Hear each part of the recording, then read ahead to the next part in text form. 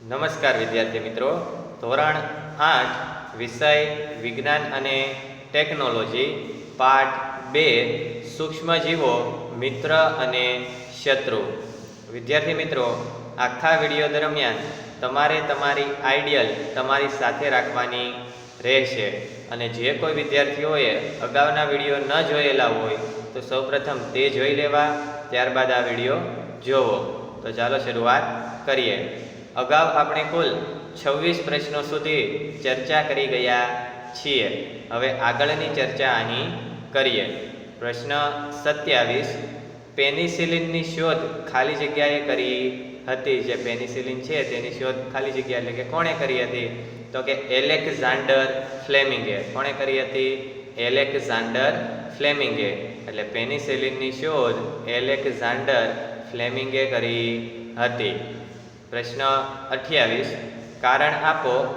એન્ટીબાયોટિક્સનો ઉપયોગ હંમેશા ડૉક્ટરની સલાહ મુજબ જ કરવો જોઈએ. અગાઉ પણ આપણે સમજી ગયા છીએ. અહીંયા પણ આપણને પૂછે શું? તો કે ભાઈ એન્ટીબાયોટિક્સનો ઉપયોગ હંમેશા ડૉક્ટરની સલાહ મુજબ જ કેમ કરવો જોઈએ?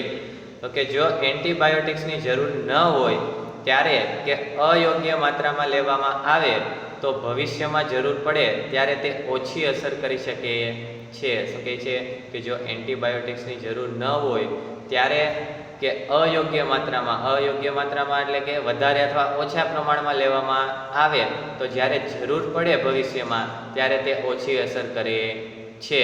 અને વળી બિનજરૂરી એટલે કે જરૂર ન હોય, ઉપયોગમાં ન આવે તેવી એન્ટીબાયોટિક્સ લેવામાં આવે તો શરીરમાં આવેલા ઉપયોગી બેક્ટેરિયાનો શું થઈ શકે છે? નાશ થઈ શકે છે. કેમ? તો કે જે જરૂરમાં આવે એવી જ નથી, આપણા શરીરને કોઈ રીતે ઉપયોગમાં આવે તેવી નથી. અને તેવી એન્ટીબાયોટિકનો તમે ઉપયોગ કરો તો શરીરમાં આવેલા જે ઉપયોગી બેક્ટેરિયાઓ છે તેનો શું થઈ શકે છે? નાશ થઈ શકે છે.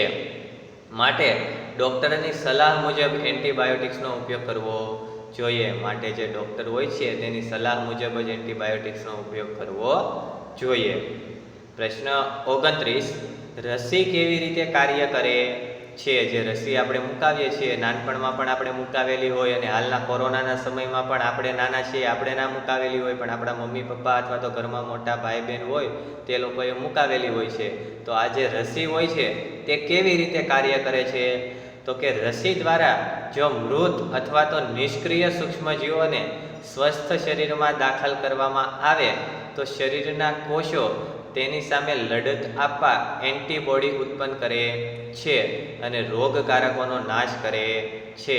શું કહે છે કે જો રસી દ્વારા જો મૃત અથવા તો નિષ્ક્રિય સૂક્ષ્મજીવો, મૃત એટલે કે મરી ગયેલા, નાશ પામેલા, અથવા તો નિષ્ક્રિય એટલે કે કોઈ કાર્ય કરી શકે તેવા ન હોય તેવા જે સૂક્ષ્મજીવો છે તેને સ્વસ્થ શરીરમાં દાખલ કરવામાં આવે તો શરીરના કોષો તેની સામે લડત આપવા, જે શરીરના કોષો છે તે તેની સામે લડત આપવા શું કરે છે?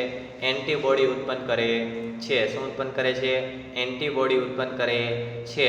અને રોગકારકોનો શું કરે છે? નાશ કરે છે. એટલે શરીરની અંદર જે રોગકારકો હોય છે, રોગ ફેલાવે તેવા બેક્ટેરિયા અથવા તો અન્ય કોઈ સૂક્ષ્મજીવો હોય છે તેનો શું કરે છે? નાશ કરે છે.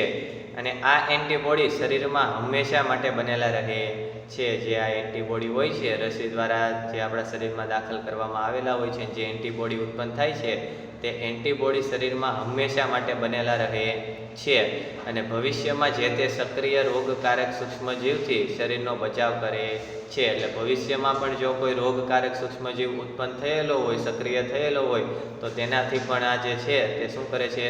તો કે શરીરનો બચાવ કરે છે અને તેથી જે તે રોગોથી શું કરી શકાય છે? બચી શકાય છે. અલગ અલગ પ્રકારના રોગોથી શું કરી શકાય છે? આપણે બચી શકાય છે. પ્રશ્ન 30, કારણ આપો.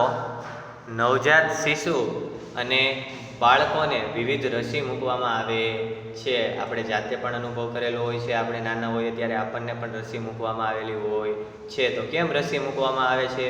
તો કે રસી મુકાવતા રોગકારક મૃત અથવા તો નિષ્ક્રિય સૂક્ષ્મજીવો બાળકોના શરીરમાં પ્રવેશે છે. જ્યારે આપણે રસી મુકાવીએ તો રસી મુકાવ્યા બાદ જે રોગકારક મૃત અથવા તો નિષ્ક્રિય જે સૂક્ષ્મજીવો હોય છે તે ક્યાં? તો કે બાળકોના શરીરમાં પ્રવેશે છે, શરીરની અંદર દાખલ થાય છે અને તેની સામે લડત આપવા માટે શરીર એન્ટીબોડી ઉત્પન્ન કરે છે. અને જે રોગકારક સૂક્ષ્મજીવો હોય છે તેની સામે જે લડત આપવા શું કરે છે, શરીરમાં એન્ટીબોડી ઉત્પન્ન કરે છે. શું ઉત્પન્ન કરે છે? એન્ટીબોડી ઉત્પન્ન કરે છે. બાળકનું શરીર એ પણ યાદ રાખે છે કે એ જ સૂક્ષ્મજીવ જ્યારે તેના શરીરમાં પુનઃ પ્રવેશે તો તે જ એન્ટીબોડી વડે તેની સામે કેવી રીતે લડત આપી શકાય. જે બાળક છે તેનું શરીર એ પણ યાદ રાખે છે. શું યાદ રાખે છે? કે એ જ પ્રકારના સૂક્ષ્મજીવો અત્યારે નહીં પણ ભવિષ્યમાં પણ છે તે અંદર પ્રવેશે તો જે સૂક્ષ્મજીવ ત્યારે તેના શરીરમાં પુનઃ પ્રવેશે એટલે કે ફરીથી તેના શરીરની અંદર દાખલ થાય તો તે જ એન્ટીબોડી જે પહેલાં એન્ટીબોડી બનેલા છે તે જ એન્ટીબોડી વડે તેની સામે શું તો કે કેવી રીતે લડત આપી શકાય છે તે તેનું શરીર યાદ રાખે છે.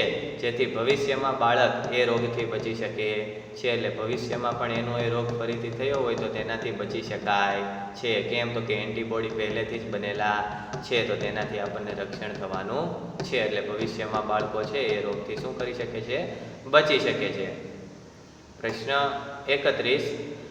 નીલ હરિત લીલ વાતાવરણમાંથી ખાલી જગ્યાનું સ્થાપન સીધું જ કરે છે અને જેનાથી ભૂમિની ફળદ્રુપતામાં વધારો થાય છે. તો કે જે નીલ હરિત લીલ હોય છે તે વાતાવરણમાંથી નાઇટ્રોજનનું સ્થાપન નાઇટ્રોજનનું સ્થાપન સીધું જ કરે છે. વાતાવરણમાં જે નાઇટ્રોજન હોય છે તેને ભૂમિ એટલે કે જમીન સુધી પહોંચાડે છે અને જેનાથી ભૂમિની ફળદ્રુપતામાં શું થાય છે?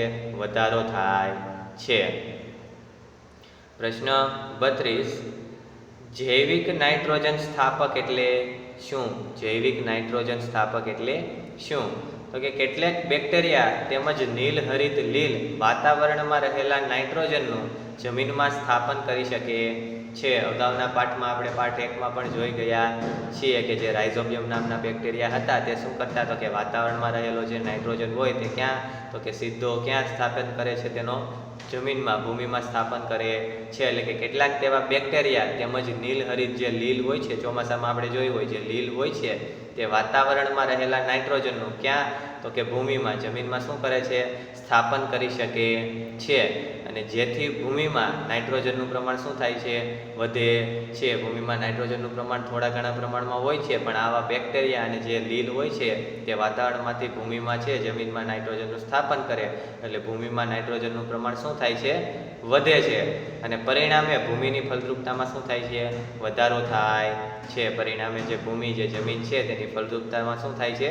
વધારો થાય છે અને આ સૂક્ષ્મજીવોને જૈવિક નાઇટ્રોજન સ્થાપક કહે છે. આ જે સૂક્ષ્મજીવો છે જે નાઇટ્રોજનનું સ્થાપન જમીનમાં કરી શકે છે વાતાવરણમાંથી લઈને જમીનમાં કરી શકે છે આવા જે સૂક્ષ્મજીવો હોય છે તો આ સૂક્ષ્મજીવોને જૈવિક નાઇટ્રોજન સ્થાપક કહે છે. કેવા કહે છે? જૈવિક નાઇટ્રોજન સ્થાપક કહે છે. પ્રશ્ન 33. પર્ણ ફળ કે શાકભાજીના કચરામાંથી કુદરતી ખાતર કેવી રીતે બને છે? જે પર્ણ પાંદડાઓ ફળ અને શાકભાજીનો જે કચરો બચેલો હોય છે તેમાંથી કુદરતી ખાતર કેવી રીતે બને છે? તો કે પર્ણ ફળ કે શાકભાજીના કચરાને એકત્રિત એટલે કે એકઠો ભેગો કરીને તેને એક ખાડામાં નાખીને કોહવા દેવામાં આવે છે. જે પર્ણ ફળ કે શાકભાજીનો કચરો છે તેને એકત્રિત એટલે કે એક જગ્યાએ ભેગો કરીને તેને એક ખાડામાં નાખીને શું થવા દેવામાં આવે છે? કોહવા દેવામાં આવે છે. આ માટે તેના પર સમયાંતરે પાણી અને દબાણ આપવામાં આવે છે. આ જે ક્રિયા છે એ વ્યવસ્થિત થાય એટલે એને સમયાંતરે એટલે કે અમુક સમયમાં તેને શું તો કે પાણી પણ આપવામાં આવે છે અને ઉપરથી દબાણ પણ આપવામાં આવે છે. જેથી થોડાક સમય બાદ જમીનમાં રહેલા બેક્ટેરિયા અને ફૂગ દ્વારા તેનું શું થાય છે? વિઘટન થાય છે. આ જે પાણી છે એને દબાણ આપવામાં આવે ઉપરથી તેથી શું થશે તો કે થોડાક સમય બાદ જે જમીનમાં રહેલા બેક્ટેરિયા અને ફૂગ હોય છે તેના દ્વારા તેનું શું થાય છે? વિઘટન થાય છે અને વિઘટન પામીને બનેલો પદાર્થ કુદરતી ખાતરમાં ફેરવાય છે. તેનું સંપૂર્ણપણે વ્યવસ્થિત રીતે વિઘટન થઈ જાય એટલે વિઘટન પામીને જે બનેલો પદાર્થ છે તે કુદરતી ખાતરમાં ફેરવાય છે અને અંતે કુદરતી ખાતર બને છે.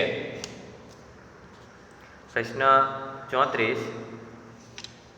કયા કચરાનું જમીનમાંના સૂક્ષ્મજીવો વડે વિઘટન થતું નથી. ઘણો બધો કચરો એવો પણ છે કે જેનું જમીનમાં જે સૂક્ષ્મજીવો બેક્ટેરિયા તે અથવા તો સૂક્ષ્મજીવો છે તેના વડે શું તો કે વિઘટન થતું નથી. કયા છે એવા, કયો કચરો એવો છે તો કે પોલિથીનની થેલી એટલે કે પ્લાસ્ટિકની જે થેલી હોય તે, કાચની બોટલો તથા જે રમકડાના ટુકડાઓ છે તેના જેવો જે કચરો હોય છે તેનું જમીનમાં સૂક્ષ્મજીવો વડે વિઘટન થતું નથી. પોલિથીનની થેલી, કાચની બોટલો તથા રમકડાના ટુકડાઓ જેવા કચરાનું જમીનમાંના સૂક્ષ્મજીવો વડે શું થતું નથી?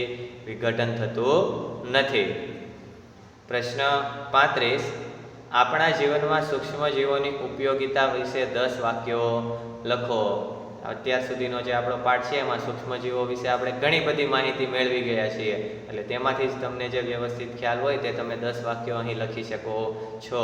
અહીં જે આપેલા છે તે જ લખવા તેવું જરૂરી નથી. અહીં કયા આપેલા છે એ આપણે જોઈ લઈએ. તો કે સૂક્ષ્મજીવો આપણને ઘણી બધી રીતે ઉપયોગી છે, જેમ કે દૂધનું દહીંમાં રૂપાંતરણ, ઇડલી, બ્રેડ, પ્રેસ્ટીજ, કેક વગેરે બનાવવા માટે સૂક્ષ્મજીવો ઉપયોગી છે. પાઠની શરૂઆતમાં જ આપણે જોઈ ગયા કે ભાઈ દૂધનું દહીંમાં રૂપાંતર કરવા માટે, પછી તો કે ઇડલી, બ્રેડ, પ્રેસ્ટીજ, કેક વગેરે બનાવવા માટે જે સૂક્ષ્મજીવો છે તે ખૂબ જ ઉપયોગી છે. પછી તો કે આલ્કોહોલ, દારૂ તેમજ એસિટિક એસિડ એટલે કે વિનેગરના ઉત્પાદનમાં પણ સૂક્ષ્મજીવો છે તે ઉપયોગી થાય છે. જે આલ્કોહોલ અથવા તો દારૂ છે તેમજ એસિટિક એસિડ એટલે કે વિનેગર છે તેના ઉત્પાદનમાં પણ સૂક્ષ્મજીવો છે તે ઉપયોગી છે. પછી તો કે સ્ટ્રેપ્ટોમાઇસિન અને ટેટ્રાસાયક્લિન જેવી એન્ટીબાયોટિક્સની બનાવટમાં સૂક્ષ્મજીવોનો ઉપયોગ થાય છે. જે દવાઓના નામ છે કયા તો કે સ્ટ્રેપ્ટોમાઇસિન અને ટેટ્રાસાયક્લિન નામની જે એન્ટીબાયોટિક્સ દવાઓ હોય છે તે બનાવવા માટે પણ સૂક્ષ્મજીવોનો ઉપયોગ થાય છે. સૂક્ષ્મજીવોમાંથી રસીનું ઉત્પાદન મોટા પાયે કરવામાં આવે છે. અલગ અલગ રોગોની જે રસી બનાવવામાં આવે છે તે રસી બનાવવા માટે પણ જે સૂક્ષ્મજીવો છે તેનું ખૂબ જ મોટા પાયે તેનો ઉપયોગ કરવામાં આવે છે. જેમાંથી મનુષ્ય તેમજ પ્રાણીઓને અનેક રોગોથી બચાવી શકાય છે. જેનાથી એટલે કે જે રસી બને છે તેનાથી મનુષ્ય અને જે પ્રાણીઓ હોય છે તેને અનેક રોગો એટલે કે ઘણા બધા રોગોથી શું કરાવી શકાય છે? બચાવી શકાય છે. કેટલાક બેક્ટેરિયા તેમજ નીલહરિત લીલ વાતાવરણમાં રહેલ નાઇટ્રોજનનું જમીનમાં સ્થાપન કરે છે અને જેથી નાઇટ્રોજનનું ભૂમિમાં પ્રમાણ વધે છે અને જમીનની ફળદ્રુપતામાં વધારો થાય છે. હમણાં જ આપણે સમજી ગયા કે કેટલાક બેક્ટેરિયા અથવા તો નીલહરિત લીલ છે તેના જેવા જે સૂક્ષ્મજીવો હોય છે તે જ વાતાવરણમાંથી નાઇટ્રોજનનું જમીનમાં શું કરે છે? સ્થાપન કરે છે અને જેથી નાઇટ્રોજનનું ભૂમિમાં પ્રમાણ શું થાય છે? વધે છે અને અંતે જમીનની ફળદ્રુપતામાં શું થાય છે? વધારો થાય છે. ફળ અને શાકભાજીનો કચરો, મૃત પ્રાણીઓ, સડતી વનસ્પતિ વગેરે હાનિકારક પદાર્થોના વિઘટન માટે સૂક્ષ્મજીવોનો ઉપયોગ કરીને પર્યાવરણને શુદ્ધ કરી શકાય છે. જે ફળ અને શાકભાજીનો કચરો, પછી જે મૃત પ્રાણીઓ એટલે કે મરી ગયેલા પ્રાણીઓ જે હોય છે તે, પછી સડતી વનસ્પતિ અને હાનિકારક પદાર્થો, નુકસાન કરે તેવા પદાર્થો હોય છે તેના વિઘટન માટે સૂક્ષ્મજીવોનો ઉપયોગ કરીને પર્યાવરણને શું કરી શકાય છે? શુદ્ધ કરી શકાય છે. જે ફળ અને શાકભાજીનો કચરો, મૃત પ્રાણીઓ, સડતી વનસ્પતિ જે છે વગેરેનું વિઘટન કોના દ્વારા થાય છે? સૂક્ષ્મજીવો દ્વારા થાય છે. એટલે તેમાં સૂક્ષ્મજીવોનો ઉપયોગ કરીને જે પર્યાવરણ છે, જે વાતાવરણ છે તેને કેવું કરી શકાય છે? શુદ્ધ કરી શકાય છે. કેવું કરી શકાય છે? પર્યાવરણને શુદ્ધ કરી શકાય છે. વિદ્યાર્થી મિત્રો, આજના વિડીયોના પ્રશ્ન નંબર 27 થી 35 સુધીના જે પ્રશ્નો આપણે જોયા તે વ્યવસ્થિત રીતે તમારે તમારી આઈડિયલમાં કમ્પ્લીટ કરી લેવાના રહેશે. અને બીજું જે તમને વધારાનું હોમવર્ક આપવામાં આવે તે પણ તમારે વ્યવસ્થિત રીતે કરવાનું રહેશે. હવે આપણે આગળના વિડીયોમાં મળીશું.